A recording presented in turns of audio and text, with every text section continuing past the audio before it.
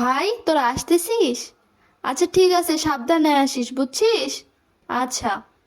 মা, বলছিলাম যে আমার ভাই আর ভাবি আসতেছে, তাহলে ফ্রিজ থেকে আমি মাছ আর মাংসটা বের করে ভিজাই, রান্না করি। কি? তোমার ভাই আর ভাবি আসতেছে, তুমি আমাকে এসে বলতেছো তুমি এখন মাছ আর মাংস রান্না করবা? একদমই না। ডাল, আলু ভর্তা আর ডিম রান্না করো, বুঝছো? বলছি আম্মা, আমার ভাই না চিংড়ি মাছ খাইতে অনেক পছন্দ করে। ফ্রিজে তো চিংড়ি মাছ আছে, তাইলে আমি চিংড়ি মাছটা রান্না করি। একদমই না, ওই চিংড়ি মাছ আমি নিয়ে এসে রাখছি আমার মেয়ে আর জামাইয়ের জন্য, ওরা কালকে আসবে। একদমই চিংড়ি মাছ হাত দিবে না, তোমাকে যা বলেছি তুমি সেটাই রান্না করো। আচ্ছা ঠিক আছে মা। হ্যালো মা, তোরা কেমন আছিস মা? জামাই ভালো আছে তো? তোরা কালকে আসতেছিস না? আচ্ছা, কালকে সকাল সকাল চলে আসিস, বুঝছিস? আচ্ছা ঠিক আছে। বাবা, তুই কি ঘরে আছিস? বলছি যে তোর আপা দুলাভাই আসবে কালকে।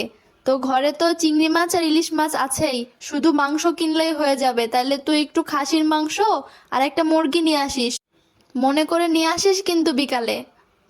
আমার ভাই আর ভাবি আসবে বললাম, তখন আমাকে কত কথা শোনাইলো। তাদের জন্য ডিম আর ডাল রান্না করতে বললো। এখন কালকে তাদের মেয়ে আসবে বলে মাছ মাংস গোশ সব রান্নাইতেছে। এটাই হয়তো মেয়েদের জীবন, তাদের মন চাইলেও তাদের পরিবারের লোকদের মন মতো খাওয়াইতে পারে না। তোরা চলে আইসিস? আয় ভেতরে আয়, বস। হ্যাঁ মা, চলে আইসি। তো ভাবি কই, তোমরা কেমন আছো সবাই? এই তো মা, আমরা সবাই ভালো আছি। তোর ভাবি ওই যে রান্না করতেছে। ও, আচ্ছা ঠিক আছে। কেমন আছেন আপু? এই তো ভাবি ভালো আছি। তুমি কেমন আছো? কোথায় ছিলে? এসে তো তোমাকে পালামি না। একটু রান্না করতেছিলাম আপু। আচ্ছা ঠিক আছে, হয়েছে হয়েছে, তুমি যাও রান্না করো, রান্নাগুলো শেষ করো গিয়ে। কি ব্যাপার মা, তুমি ভাবির সাথে এমন ভাবে কথা বললা কেন? আর বলিস না, কি একটা ছেলের বউ আমার কপালে জুটলো, জীবনটাই আমার শেষ। তোর ওই পাশের বাড়ির কাকিমা ছেলে বিয়ে দেছে, শ্বশুর বাড়ির থেকে তো সব পাঠাই দেছে, এমনকি মেয়েটাকে তো পুরো সোনা দিয়ে মুড়াই দেছে। আর আমার ছেলের বউ কিছু তো পাইলামই না, আর সোনা তো দূরের কথা। আমার কপাল, সবই আমার কপাল, কিছু তো দেওয়ার মুরদ নেই, খালি আসে খাইতে। কালকেও আইছিল ভাই আর ভাবি, ইচ্ছা মতো গিলে গেছে। মা, আপনি আমার সাথে এইভাবে কেন কথা বলেন? আমি কি আপনাকে কখনো অসম্মান করেছি?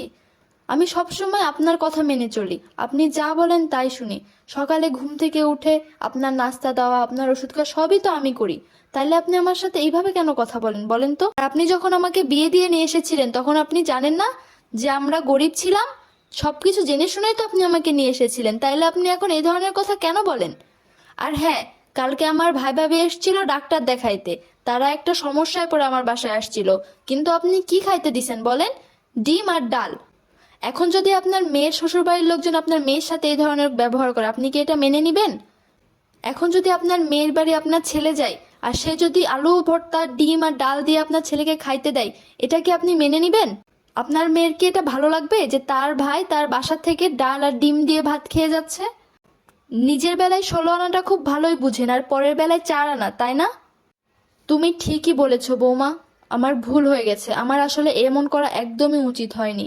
তুমি কালকেই তোমার ভাই ভাবিকে আবার আসতে বলো, আমি তাদেরকে নিজের মন মতো খাওয়াবো।